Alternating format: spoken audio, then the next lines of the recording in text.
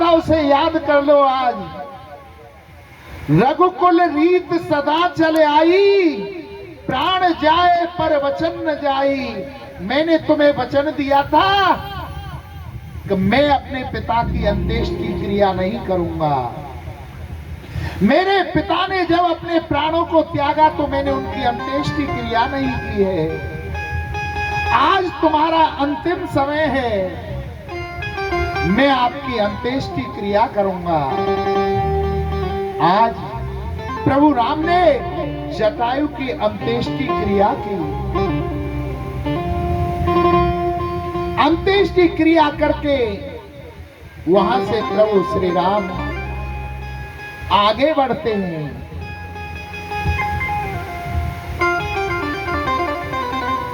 माता सबरी के आश्रम की ओर जा रहे हैं।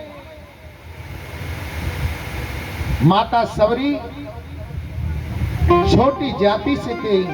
बुला लो भैया, इन्हें कहा है, बुला लो।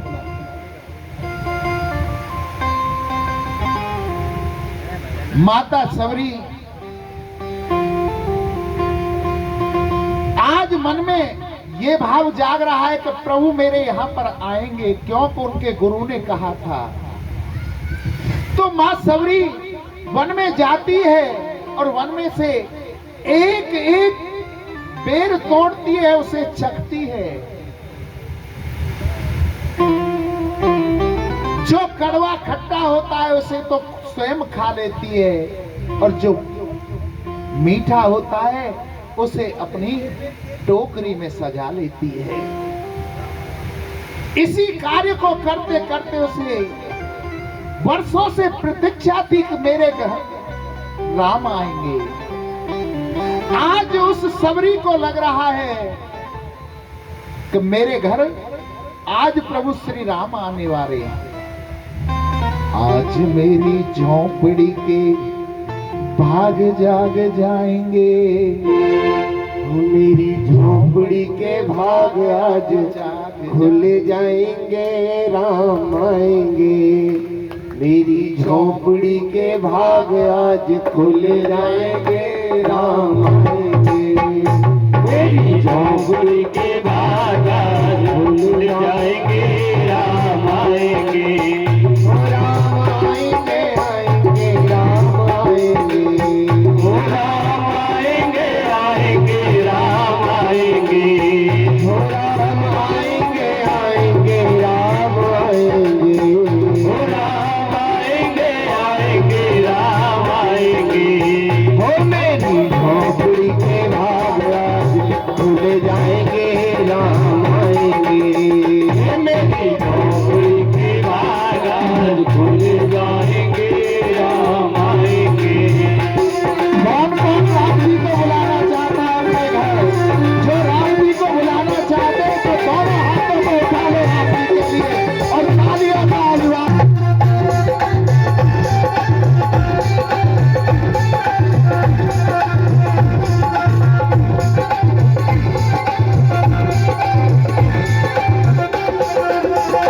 राम आएंगे तो अंगना सजाऊंगी, राम आएंगे तो अंगना सजाऊंगी।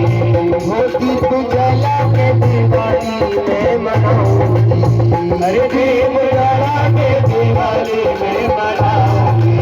हो राम आएंगे तो अंगना सजाऊंगी, राम आएंगे तो अंगना सजाऊंगी। वो दीप जला के दिवाली में मनाऊंगी, अरे दीप जला के दिवाली में मनाऊंगी। वो मेरे जन्मों के सारे पाप मिट जाएंगे, राम आएंगे।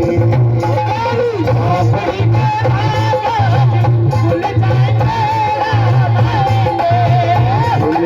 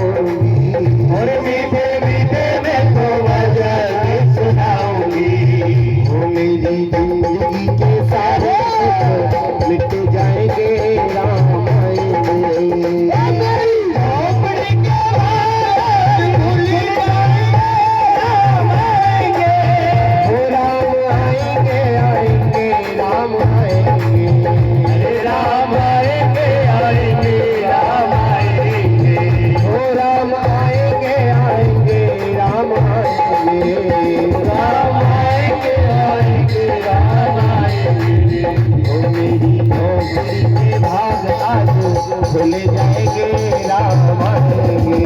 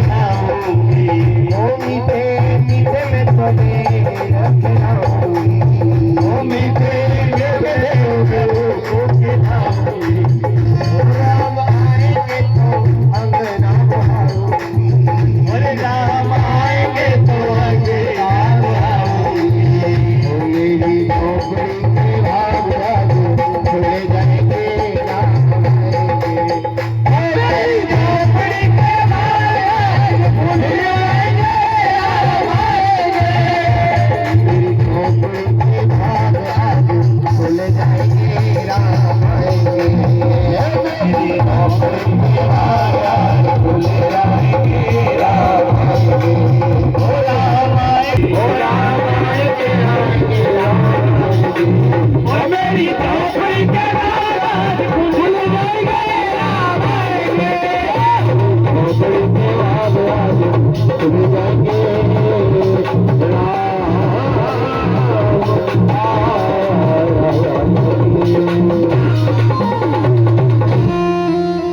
राघवेंद्र सरकार की जय जय श्री राधे श्याम। साधु जी सीताराम, प्रेम से बोलो राधे श्याम, राधे श्याम। आज मां सौरी के यहां जाकर के राघवेंद्र सरकार ने झूठे वीरों का भोग लगाया।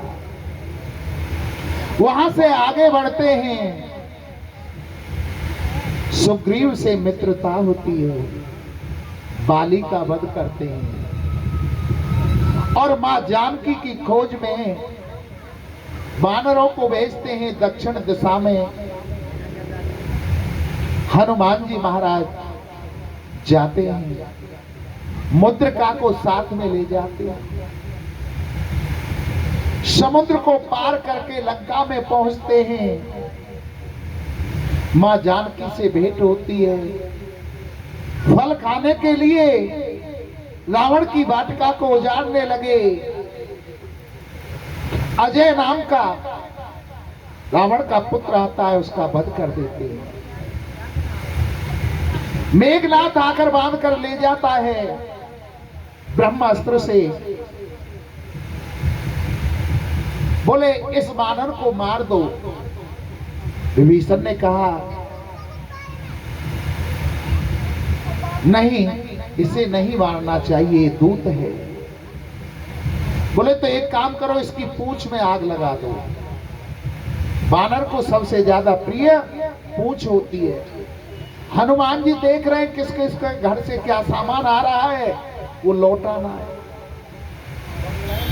जा जा घर से कपड़ा तेल उनकी पूंछ पे लपेटने के लिए आए और टेढ़ी नजर से हनुमान जी देखते। और जब उनकी पूंछ में आग लगाई, उलट पुलट लंका सब जारी, उलट पुलट के सारी लंका को जला दिया। किसके घर से कुछ सामान नहीं आया था? विभीषण के से। विभीषण का घर छोड़ दिया, बाकी सबका घर जला दिया। आपको एक बात बताऊं, ये हनुमान जी की पूंछ कौन है? ये हनुमान जी की पूंछ मां पार्वती है। जब भगवान शंकर को पता चला कि मेरे प्रभु श्री राम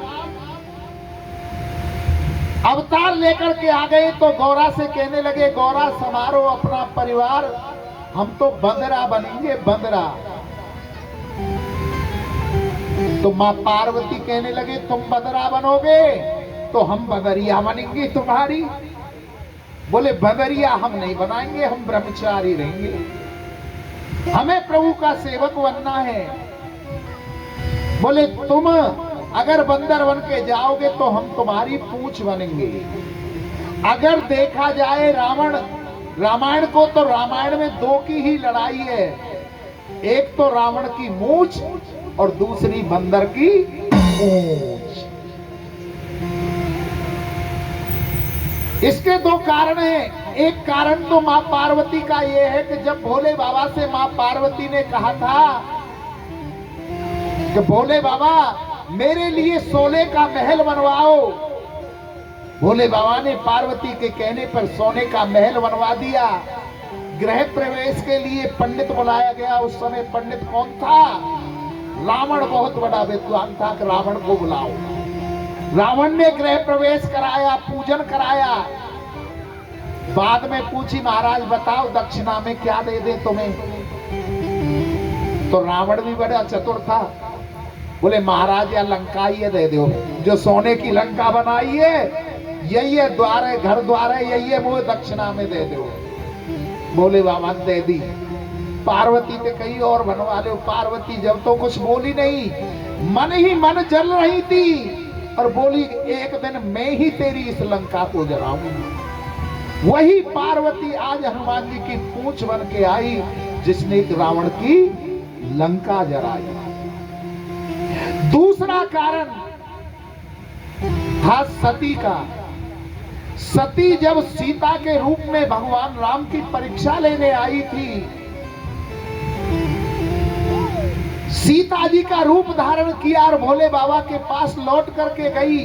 और भोले बाबा ने पूछा, सती जी परीक्षा ले आई? तो सती ने कहा नहीं। भोले बाबा ने ध्यान लगा करके देखा कि इन्होंने मां सीता का रूप धारण किया। तो भोले बाबा ने कह दिया था कि हे सती, तुमने मेरी मां जानकी का रूप धारण किया है, तो मैं तुम्हें पत्नी रूप में स्वीकार नहीं कर सकता। तो सती हो गई थी। उन्हें सीता जी से क्षमा मांगनी थी। और सीता जी वास कहां करती थी? अग्नि में। अग्नि में जब वास करना तो अग्नि के पास जाना था। जब रावण ने लंका में हनुमान जी की पूंछ में आग लगाई, उसी सती ने पूंछ ने लंका को जलाया और जानकी जी से क्षमा मांगी थी अग्नि में प्रवेश करके।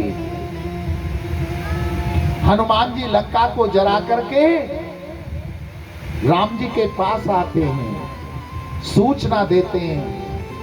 वैसे तो राम कथा बहुत लंबी है, 9 दिन में पूरी नहीं होती, हमें तो मात्र अभी 4 घंटे मिले।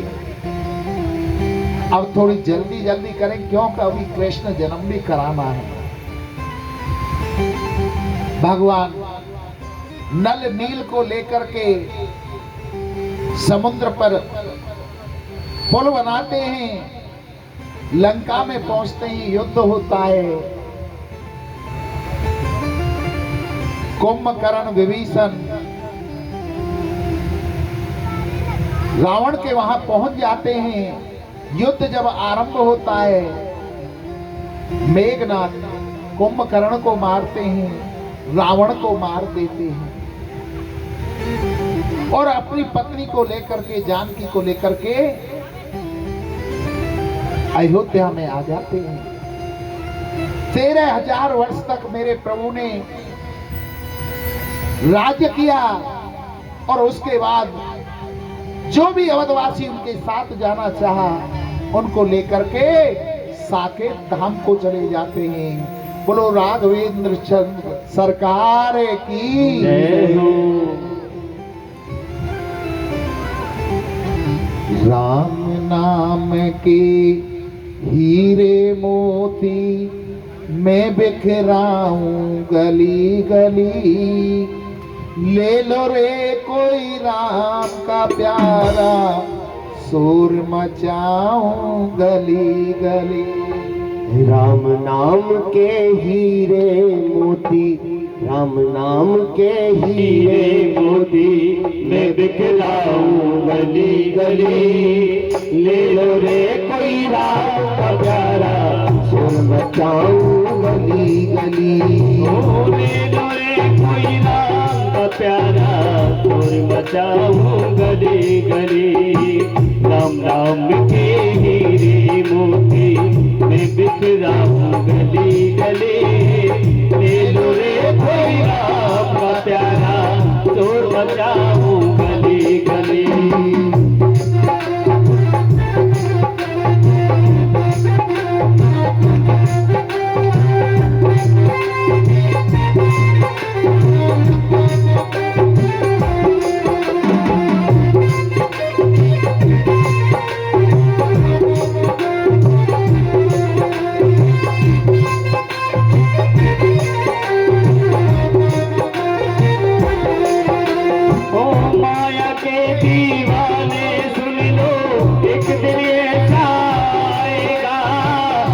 दौलत और माल खजाना यही पड़ा रह जाएगा।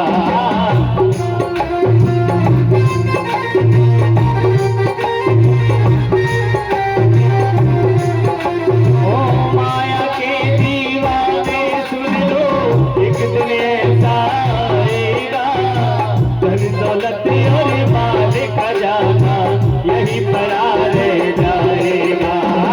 धन दौलत और माल खजाना यही पड़ा रह जाएगा। धन दौलत और माल खजाना यही पड़ा रह जाएगा। और क्या होगा? ओ सुंदर काया मिट्टी होगी, सुंदर काया मिट्टी होगी, चर्चा होगी गली गली। ले लो रे कोई राम का प्यारा, गली गली। ले लो रे कोई राम का प्यारा, और बताऊं गली गली। नाम के हीरे मोती मैं बिखराऊं गली गली। ले लो रे कोई राम का प्यारा, और बताऊं गली गली।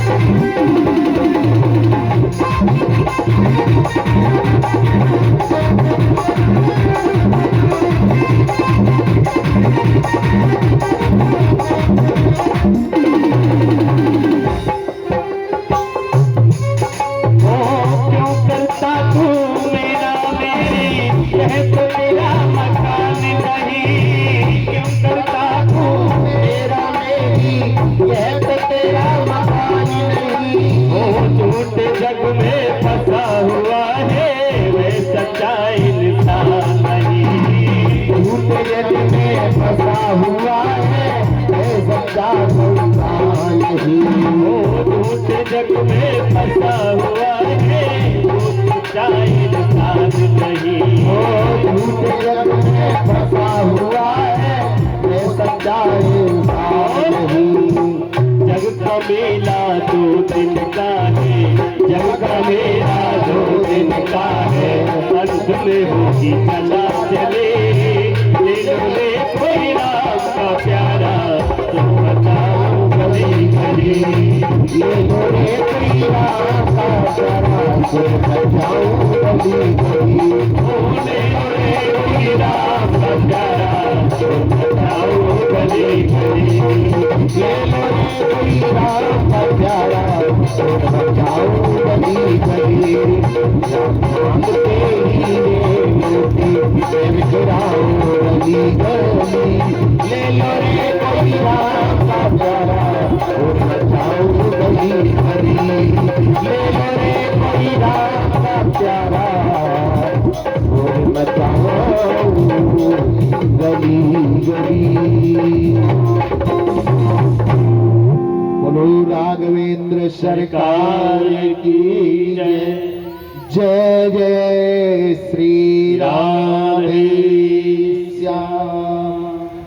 साधु जी सीताराम सीताराम, प्रेम से बोलो राधे श्याम। राधे श्याम। अब हम जिस चंद्रवंश में मेरे प्रभु श्री गोविंद का जन्म हुआ, चंद्रवंश का निरूपण करते हैं।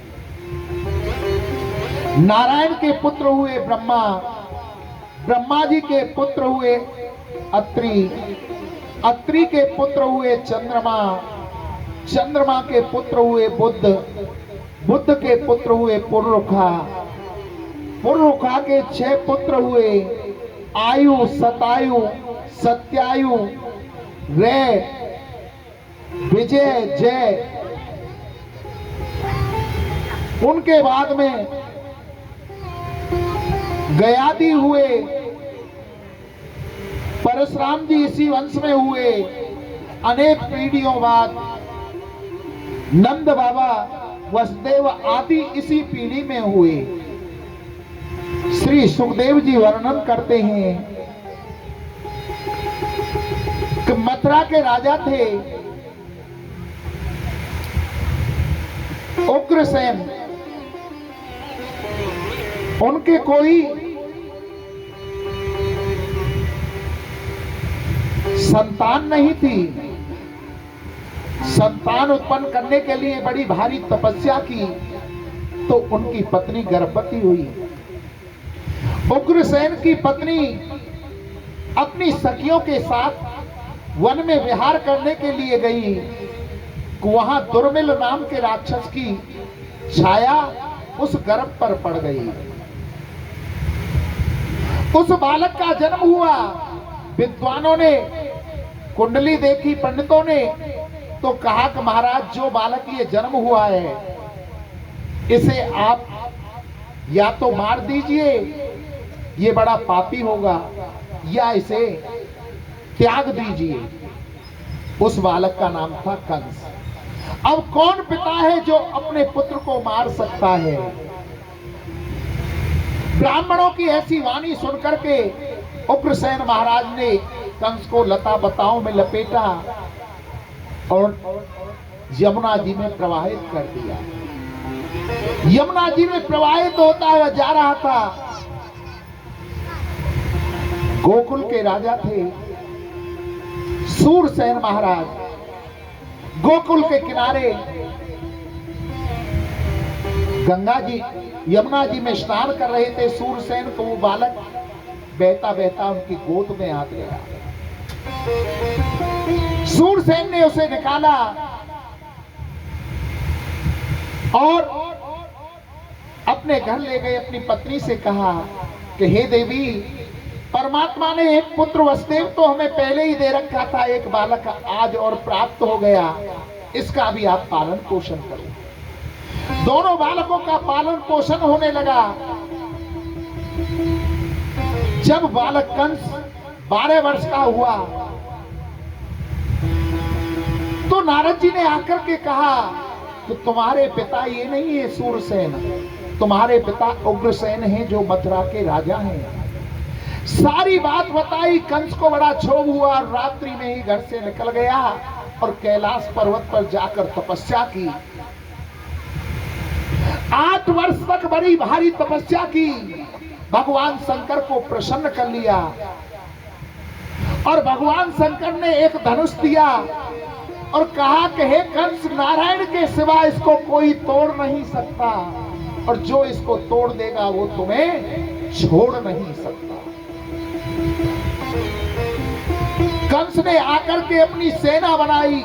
सेना में पूतना, धेनुकासुर, व्योमासुर, अरिष्टासुर, केसनी, अनेक राक्षसों को अपनी सेना में भर्ती कर लिया। आकर मथुरा पर चढ़ाई कर दी और सबसे पहले अपने पिताजी को ही जेल में ठोक दिया, बंद कर दिया। बोले आज से कोई यहां पर पूजा नहीं करेगा। पूजा करनी है तो कंस की करिए, यज्ञ करना है कंस महायज्ञ करिए। मंत्र बोलना है, कंसाय नमः, इस मंत्र को बोलो, और राजगद्दी पर बैठ गया। एक दिन उसके मन में भावना जागृत हुई कि मेरी चाचा की बेटी है, पुत्री है, मेरी बहन लगती है, विवाह की योग्य हो रही है, उसका विवाह करना चाहिए। मन में सोचने लगा किसके साथ विवाह करूं, तो मन से आवाज आई हृदय से कि जिसके साथ में बचपन में रहा हूं, जो मेरा सखा है, मित्र है, वसुदेव, उसके साथ में अपनी बहन की शादी करता हूं। देवकी की वसुदेव के साथ में शादी कर दी और रथ में बिठा करके जैसे ही विदा करने के लिए चलता है, उसी समय आकाशवाणी होती है, प्रतिगृणति कंसवा भा अष्टमा शरीर वाक अस्तास्त अष्टमो गर्भो हंताम बहसे बुध। अरे कंस, जिसे तू छोड़ने जा रहा है, इसका अष्टम गर्भ तेरा काल होगा। कंस ने जब ये वाणी सुनी तो कंस मन में सोचने लगा कि ये मेरे काल को जन्म देगी। देवकी, न रहेगा बांस, न बजेगी बांसुरी। मैं एक काम करता हूं, इस देवकी का ही वध कर देता हूं।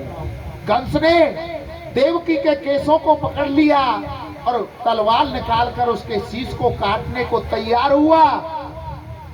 वसुदेव जी ने हाथ पकड़ लिया कि महाराज, आप इसे क्यों मार रहे हो? अभी अभी आपने इसका कन्यादान किया है, और कन्यादान के समय लक्ष्मी का रूप होती है, आप इसे मत मारो।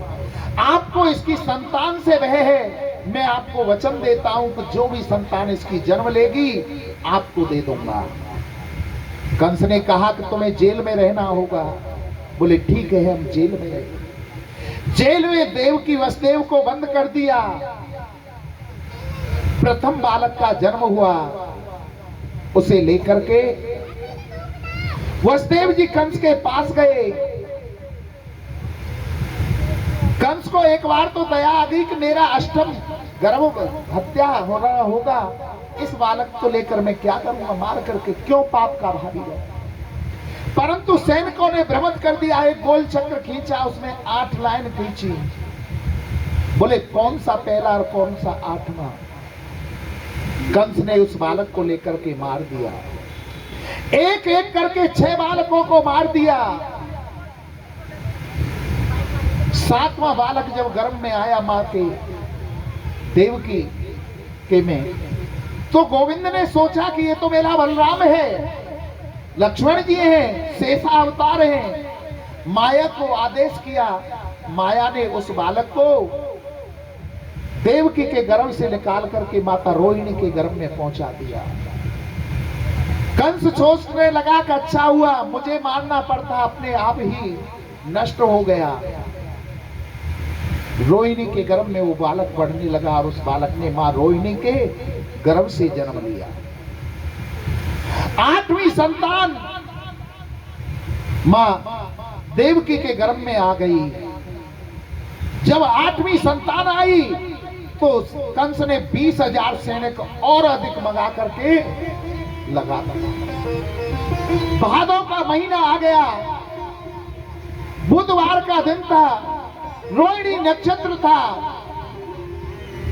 तो माया ने कहा ब्रह्मा जी से, कहे विधाता, इस ब्रज की कमान आप मुझे दे दीजिए।